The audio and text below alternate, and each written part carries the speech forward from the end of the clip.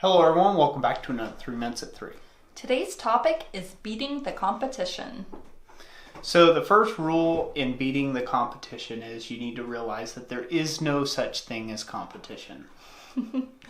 Well, that's ironic. Yeah, it is. It's quite ironic. So what you need to understand about beating the competition, it's easy to get competitive, but we're kind of all in this big rat race called life all together. And everybody has a different talent and has a different amount of value that they can produce and actually put out there in this world.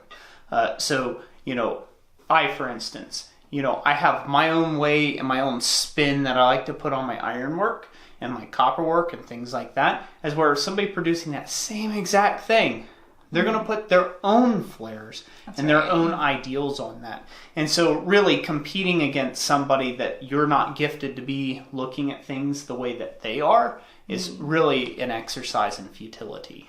Yeah. So not only styles then that you would differ from another person, but even the processes or the techniques that you might take to get to a similar result. Exactly. All those are going to be different.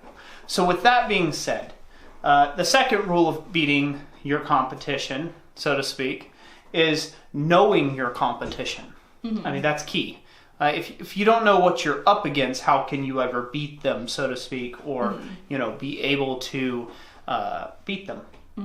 Yeah, and I guess the question also raises, what does it mean to beat your competition in your particular market? Does that mean outselling them?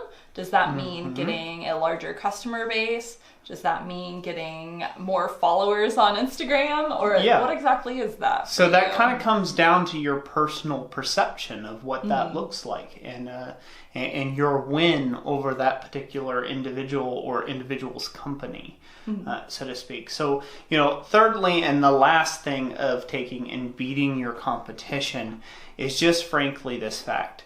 You need to take and have more endurance than they do.